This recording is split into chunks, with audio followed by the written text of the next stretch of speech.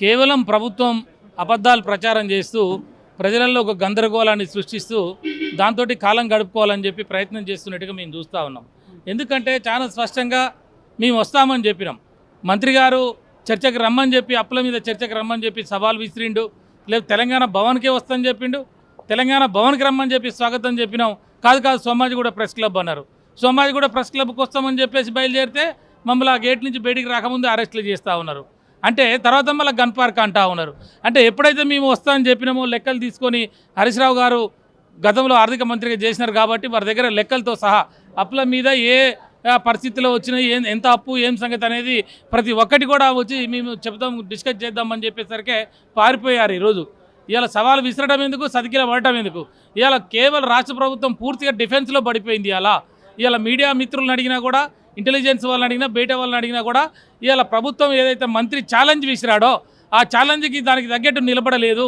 మేము నిలబడ్డాం ప్రతిపక్ష పార్టీగా. మేము ఎక్కడికి రమ్మంటే అక్కడికి వస్తాం. గన్ పార్క్ రమ్మంటావా, సోమాజిగూడ ప్రెస్ క్లబ్బా, లేదా తెలంగాణ భవనా, లేదంటే నీ గాంధీ భవనా, ఎక్కడికైనా వస్తామని చెప్పినాం. కానీ ఈరోజు ఇచ్చిన సవాల్ ఏదైతే ఉందో దానికి ఏదైతే ప్రభాకర్ గౌడ్ మాట్లాడుతూ కిస్కి కొట్టంగాడు ఎవరు సవాల్ ఇస్తే దానికి మేము రెస్పాండ్ అవ్వాలన్నట్టు మాట్లాడారు. ఇప్పుడు సవాల్ విసిరింది వాళ్ళు కదా, ఫస్ట్ సవాల్ విసిరింది జూపల్లి కదా, మేం కాదు కదా. మరి నువ్వేందుకు సవాల్ విసిరి, నువ్వేందుకు మీసాలు ఓడిపెట్టినావు, నువ్వేందుకు కూలబడ్డవి? అలా అంటే పబ్లిక్లో ఏమి తెలిసిపోయింది అంటే వీళ్ళ దగ్గర సరుకు లేదు, వీళ్ళ దగ్గర సరంజామా లేదు. ఊకనే గాలి మాటలు ముఖ్యమంత్రి ఎట్లా మాట్లాడుతున్నాడో వీళ్ళు కూడా అట్లా మాట్లాడిరు.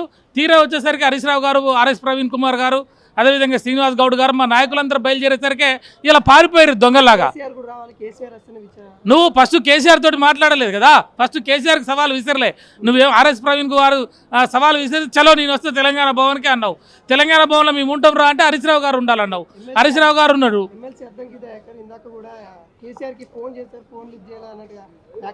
నేనేమంటున్నాయంటే వీళ్ళు ఎటు చేసి ఇప్పుడు కొన్ని రోజులు హరీష్ రావు అన్నారు, హరీష్ రావు గారు వస్తారు కేటీఆర్ అంటారు, కేటీఆర్ వచ్చేసరికి కేసీఆర్ అంటారు. అంటే నేను ఏమంటున్నా, డైవర్స్ పాలిటిక్స్.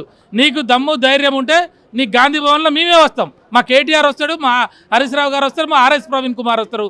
నీకు అవసరం లేదు కేసీఆర్, నీకు అంత స్థాయి కాదు నీది, నీకు అంత అవసరం లేదు.